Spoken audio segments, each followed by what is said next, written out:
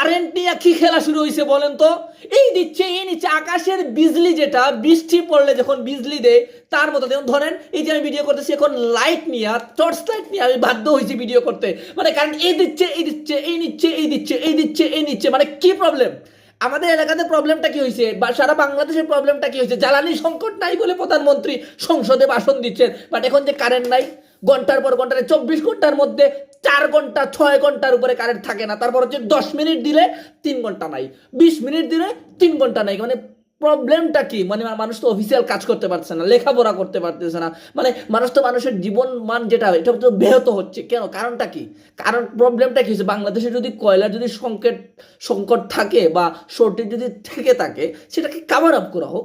But current যে নেওয়া হচ্ছে, জনগণ যে আমরা যে কষ্ট পাচ্ছি, যে নামাজ পড়ে আসছি না, ওইখানে ঘামছে সবাই সবাই, মসজিদ থেকে বাইর হইয়া আইসা বারবার কালে কথা বলতেছে যে কারেন্টের কি প্রবলেম, কারেন্টের কি প্রবলেম। জনগণ না এখন কথা বলতেছে না, অপেক্ষা করতেছে প্রবলেমটা কি সলভ হবে কি না। বাট আমি আর সহ্য করতে পারতেছি না, বাধ্য হয়ে আজকে আমি কথা বললাম। কারণ আজকে কারেন্ট, লাস্ট যে কারেন্ট আছে জাস্ট 10 সেকেন্ডের জন্য দিছিল, 2 ঘন্টা 3 ঘন্টা পরে, বাট এখন 3 থেকে 4 ঘন্টা হয়ে গেছে কারেন্ট নাই।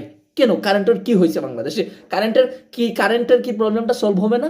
অফিস আদালত তো আপনারা বন্ধ করে দিতেছেন, রাত্রে চলবে না, বুঝতে পারতেছি যে আমরা বাংলাদেশের জনগণ একটা মেসেজ পাওয়া যাচ্ছে, আগাম মেসেজ, যে বাংলাদেশে কোনো একটা কিছু হতে যাচ্ছে, মানে শর্টেজ মর্টেজ কিছু একটা তো আছে। বাট ওইখানে ঘোষণা দেন বা ঘোষণা নাই দেন, আপনারা গোপনে এটাকে সলভ করেন।